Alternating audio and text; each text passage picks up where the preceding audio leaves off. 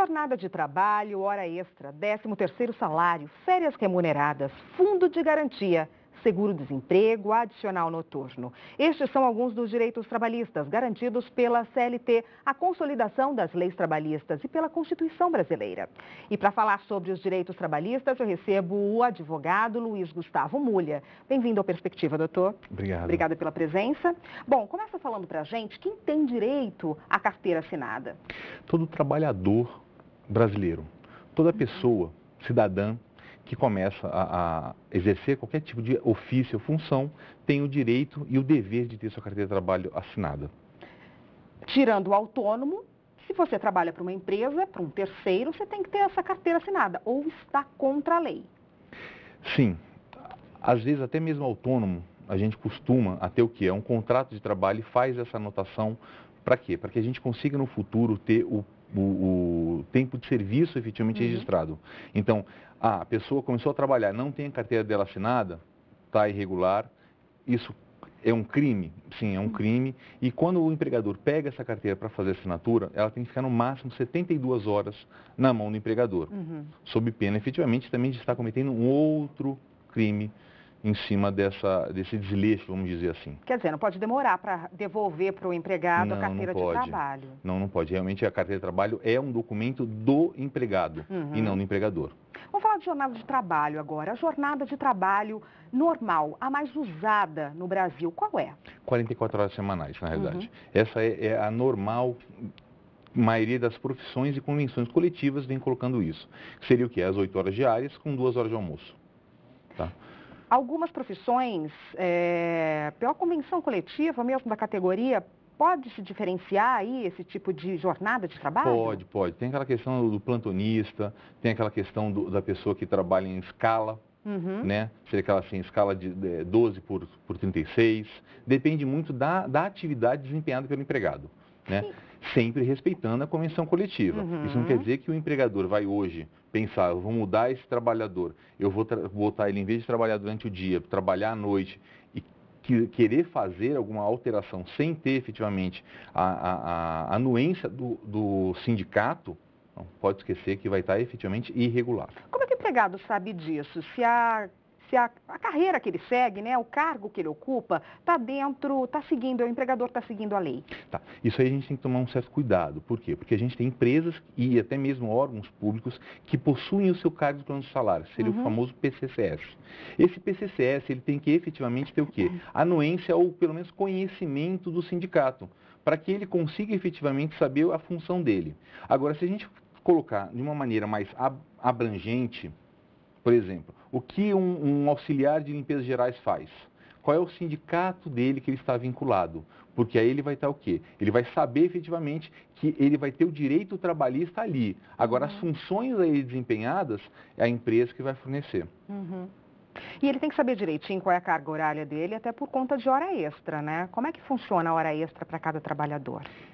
A gente tem que verificar novamente o que a gente fala, né? Enquanto o concurso público a gente tem um edital como a espinha dorsal da relação de trabalho, a gente na CLT tem o quê? O contrato de trabalho juntamente com o acordo coletivo ou a convenção coletiva, dependendo da categoria que a gente esteja trabalhando. Em cima disso, qual a função que você trabalha? Qual a função que você efetivamente presta ao empregador? Foi determinada? Vou, através do acordo coletivo, da convenção coletiva, verificar as minhas horas de trabalho. Se é 44, se é 36, se eu tenho 2 horas de almoço, se eu vou trabalhar 7 dias por semana com 1 hora de almoço só, ou se obrigatoriamente são 2 horas, é no acordo coletivo que ele vai verificar isso. E aonde que ele consegue isso? Diretamente no sindicato. Se o empregado for efetivamente sindicalizado, ele vai lá e busca uma cópia sem custo nenhum. Se ele não for sindicalizado, alguns sindicatos cobram uma taxa de impressão. Mas hoje, pela internet, você consegue fazer essa consulta facilmente. Hora extra, doutor, também gera banco de horas, né? Banco de horas é uma coisa que os trabalhadores têm muitas dúvidas. Por quê? Eu posso fazer banco de horas, eu posso acumular horas em qualquer hora extra que eu fizer? Quem decide isso, o patrão ou eu? Ou é uma coisa resolvida com o sindicato? Como é que funciona o banco de horas? O banco de horas é uma modernidade que a gente vê na nossa relação trabalhista. Por que eu digo que é uma modernidade? Até recentemente a gente tinha o quê? Aquela questão do cartão de ponto. Eu ia lá bater meu ponto, eu de repente colocar só a minha digital, eu fazer a anotação específica. Esse era o normal que eu tinha. Hoje, o que a gente faz? Banco de horas. Está na CLT? Não está na CLT. Está onde? Está no acordo coletivo. E aí ele vai colocar o quê? As condições. Que condições seriam essas? O empregado tem que chegar às 8 horas. O horário de trabalho dele é de 8 às 18, com 2 horas de almoço. Ele chegou às 8h15. Ele vai ser penalizado? Uhum. O acordo coletivo tem que colocar isso. Vai ser dado efetivamente um período a mais para o trabalhador chegar? De 5, 10, 15 minutos? Acordo coletivo. E se o trabalhador chegar 7h50, chegar antes, isso vai cair como hora positiva no banco de horas?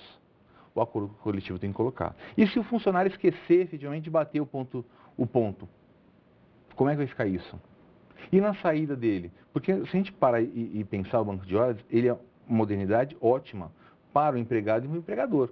Mas desde que eu respeite efetivamente isso. De que maneira? Eu chego para trabalhar? Ponto, bato ponto. Eu saio na hora do almoço? Bato ponto. Eu volto do almoço? Bato ponto. Eu vou embora? Bato ponto. E nunca admitir o que a gente já começou a verificar, que algumas empresas passaram a fazer o quê? Aquela fila indiana. No final do expediente, sabe que vai precisar do trabalhador?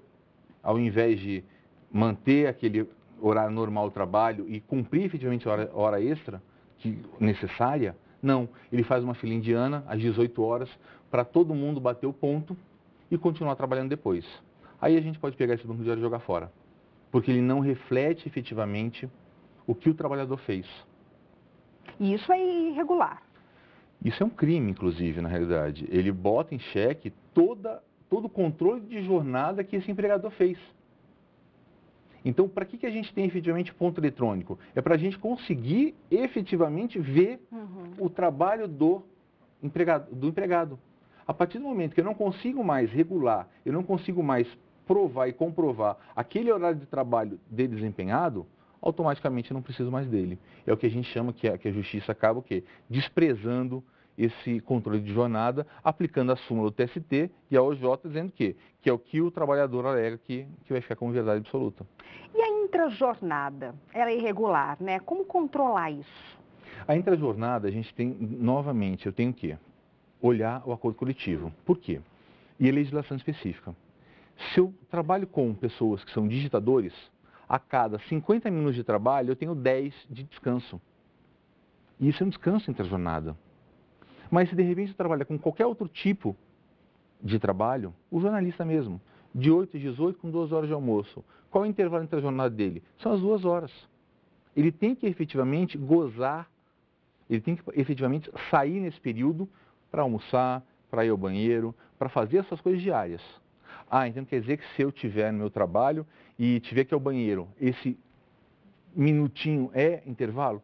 Não, vamos ter bom senso também. Da mesma maneira que às vezes você está saindo para almoçar e tem que esquecer de passar o e-mail e você vai voltar, é a mesma coisa que está trabalhando. Doutor, férias. Como se dá a aquisição das férias? E férias, o que muita gente tem dúvida também, é em relação a poder dividir o período. Posso tirar 10 dias e 20 dias? 15, 15, 10, 10, 10? Isso é possível? A resposta é sim. Primeira questão, quem tem direito a férias? Na realidade, todo trabalhador com carteira assinada que trabalhe mais de 15 dias, ele passa a ter o quê? Direito a férias. Férias essas que vai ter o período aquisitivo durante 12 meses e o concessivo nos consequentes 12 meses. Parcelamento de férias é possível? Desde que respeite o mínimo do parcelamento, que seriam o quê? 10 dias. Então, e só pode existir o quê? Um parcelamento. Então, eu posso dividir em 15, 15, eu posso dividir em 20, 10. Agora, eu não posso dividir 5, 6, não posso. Eu posso vender férias? Pode, um máximo de 1/3. Então, seria o quê? A pessoa poderia gozar 20 dias de férias e vender 10 dias. A pessoa poderia gozar 10 dias, depois mais 10, e vender 10? Não, porque se vender entende que é também um fracionamento. Então, ela tem que ter pelo menos 20 dias de descanso. Como que o empregador e o empregado negociam isso? É uma negociação? Aliás, eles podem conversar sobre isso individualmente com cada empregado? Sim. É normal isso acontecer nas empresas. Quando são muitos empregados e a partir desse momento começa a ter atrito, o sindicato vem e regulamenta em conversa com o empregador num acordo coletivo, numa convenção coletiva. Já o quê? Pactuando que a CLT já coloca. Exatamente o que a gente está falando. Um terço pode se vender, as férias podem ser parceladas, no máximo uma vez, mantendo 15 dias no mínimo. Quando Ou 10 dias no mínimo, desculpa. Sim, quando o empregado não consegue ali com o patrão, aí ele fala, não, tem que tirar os 30 dias, eu não posso parcelar isso, ou obriga ele a parcelar e ele não quer. Como que ele pode se defender disso? O que ele faz? Na verdade, a primeira questão é ele tem que conversar. Eu sou muito adepto à conversa. Ah, mas a justiça, vou ganhar, vai. Mas imagina o seguinte, se eu colocar o seu patrão na justiça, como é que vai ficar essa relação? Ela já vai ficar realmente péssima. Conversa. Não tem como conversar? Procure um sindicato da categoria ou um seu advogado para tirar dúvidas e pegar esclarecimentos. Não conseguiu? Vamos sentar numa mesa, vamos resolver, vamos conversar. Quando o trabalhador perde o direito às férias? Quando ele tem um número de faltas injustificadas muito grande. A partir desse momento ele perde direito às férias. Ou dois, ele perde direito a ter o quê? Ao direito à indenização das férias quando numa demissão, quando ele é demitido por justa causa.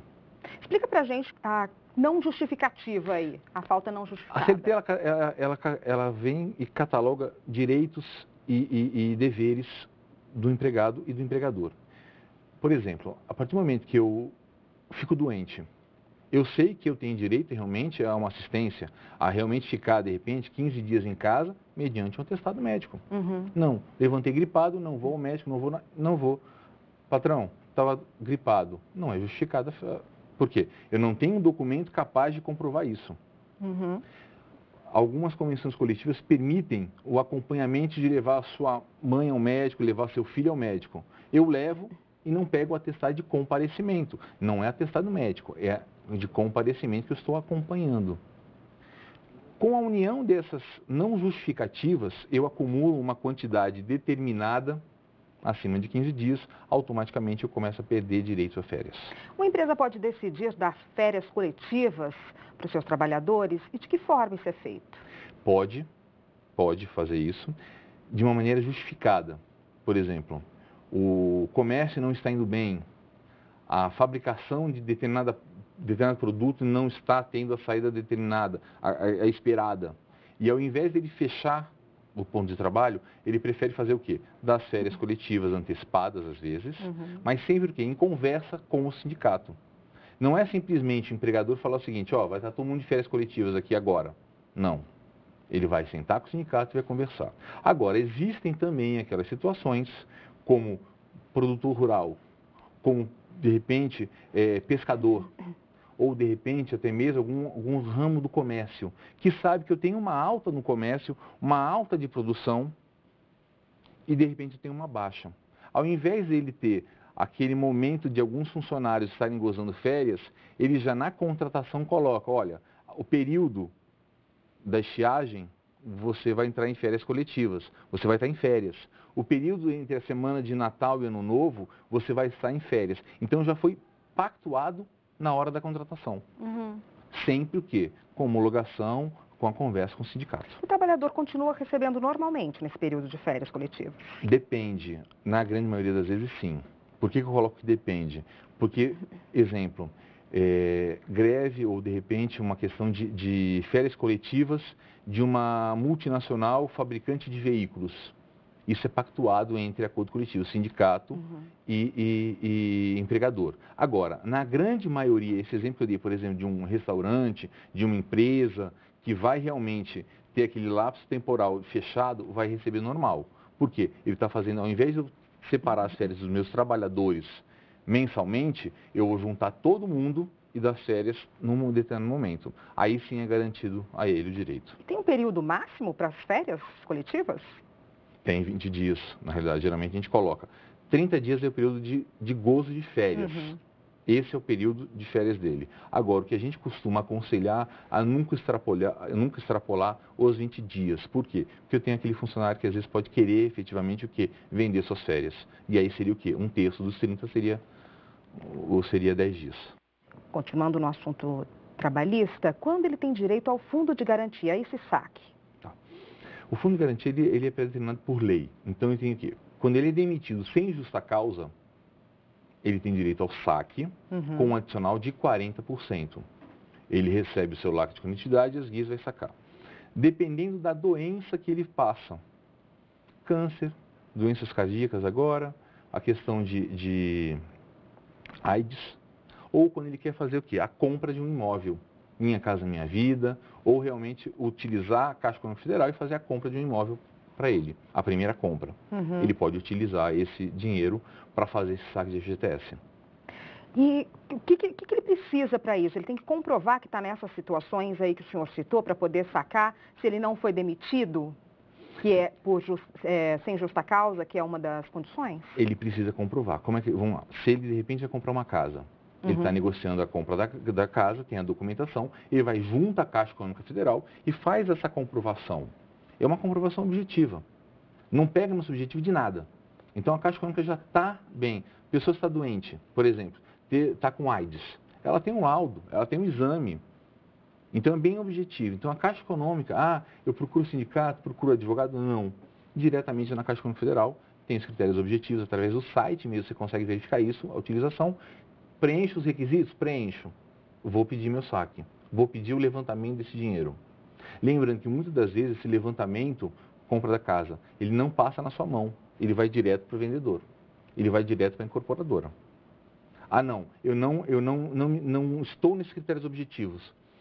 Eu acho que eu tenho esse direito. Aí sim, procuro o sindicato, procuro um advogado e a gente vai poder auxiliar. Se a pessoa tem o direito de sacar o fundo de garantia, está dentro daquelas condições que o senhor citou, e ela decide por bem não sacar o dinheiro, deixar lá. O que acontece com esse dinheiro? Ele fica na conta, normalmente na conta vinculada, e fica remunerando sem problema nenhum. Qual é o problema que a gente verifica? Se a pessoa é demitida, ela tem o direito do saque, e ela não saca esse valor, e daqui a 3, 4 anos ela fala, não, eu preciso do dinheiro, eu quero sacar. Ela vai ter que fazer o quê? Procurar a justiça para fazer saque, ou 2, ir lá no empregador que o demitiu e pedir que seja emitido um novo lacre de condutividade, e ela com esse lacre, juntamente com a carteira de trabalho, tentar e fazer o seu saque junto à Caixa Econômica Federal.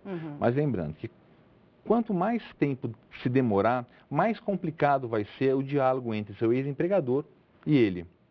Porque ele não vai entender muito como é que uma pessoa deixou um dinheiro vinculado na conta e será que tem alguma coisa errada? Então pode se criar realmente um atrito nas relações. Mas e se ele não sacar, não tiver esse desejo de sacar, fica lá e ele recebe na aposentadoria? Fica lá e ele, na hora quando ele se aposenta efetivamente, ele pede o resgate e ele consegue fazer o resgate automaticamente. Vamos lá falar de demissão, agora demissão por justa causa. Quem pode ser demitido? Quem efetivamente é demitido por justa causa? Em que situação o empregado pode dispor disso? Tá. O que eu aconselho geralmente aos empregados? Sempre pegar a CLT e abrir no artigo 482. Por quê? Nele vem colocando quais são as faltas graves. Então hoje, simplesmente eu levantar, eu empregador, vim falar, vou te demitir por justa causa. Eu posso? Não, não posso. Eu tenho que verificar se uma das faltas cometidas pelo empregado estão ali objetivamente delineadas e se é caso de demissão por justa causa. Por exemplo, furto. Eu furtei meu empregador. É causa de advertência ou é caso de demissão por justa causa? É causa de demissão por justa causa. Agora, simplesmente eu peguei furtando e eu vou demitir por justa causa, eu não aconselho isso a fazer. Furtou, pegou, delegacia, boletim de ocorrência. Testemunha para isso, efetivamente. Porque ele vai ter que provar depois. Exatamente. Entendeu? Eu sou vendedor e eu não fui trabalhar num período que tem as maiores vendas. É desídia. Eu vou demitir na primeira vez? Não. Eu vou dar uma advertência, dou uma segunda advertência, suspendo, aí eu demito por justa causa. Tem que ter esse diálogo, porque o caráter punitivo, ele tem que ser educativo também. Eu não simplesmente vou levantar e falar assim, não, demissão por justa causa. Porque isso pode ser o quê? O empregador pode vir e demitir por justa causa. A demissão por justa causa do empregador vai ser mais uma demissão. Só que eu vou efetivamente abalar o quê?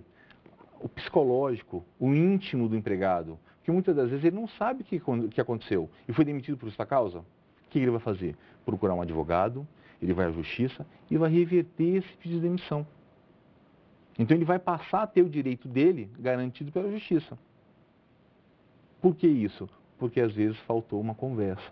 Faltou a gente saber ler, às vezes, e verificar, olha, isso aqui é falta grave, isso não é falta grave. Isso ele pode mandar por justa causa, ou isso eu posso mandar. Então tem que ter o conhecimento realmente da legislação. O que acontece muitas vezes também é um tipo de ameaça do patrão para com o empregado relativo a isso. Se você chegar atrasado, eu te demito por justa causa. Se você não fizer isso, eu te demito por justa causa. E acaba criando um medo. Sim. E eu vou falar mais até. Esse medo é maior. Porque eu não sei se você já ouviu, eu te demito por justa causa e vai ficar na sua carteira de trabalho carimbado, justa causa. Você nunca mais vai arrumar emprego porque vão querer saber onde você foi demitido por justa causa. É mentira isso.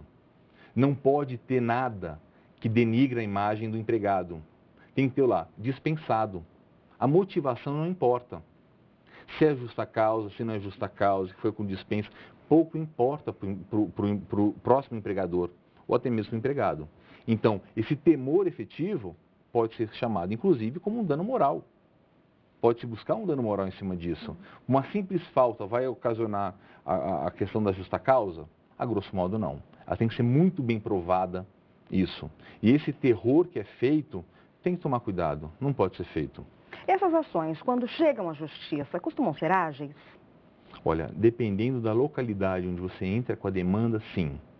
Graças a Deus, eu tenho esse entendimento que chegou o momento do processo judicial eletrônico, PJE.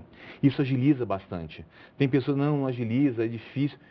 É uma mudança como tudo na nossa vida. A partir do momento que eu aprender que essa mudança é necessária, eu vou verificar que eu não tenho mais papel, que eu consigo verificar tudo, eu não preciso mais ao fórum, e isso efetivamente vai o quê? Diminuir a questão de tempo. Hoje, no Distrito Federal, entre eu entrar com uma demanda e ter a primeira audiência, eu tenho em média aí de 8 a 9 meses a primeira audiência, dependendo do rito que for escolhido, sumário, sumaríssimo, ordinário. Ele julgado no tribunal, eu coloco mais ou menos o mesmo período, de 6 a 9, 10 meses de sair do tribunal. Vai para o TST. As causas de Brasília, como tem essa questão de ficar muito tempo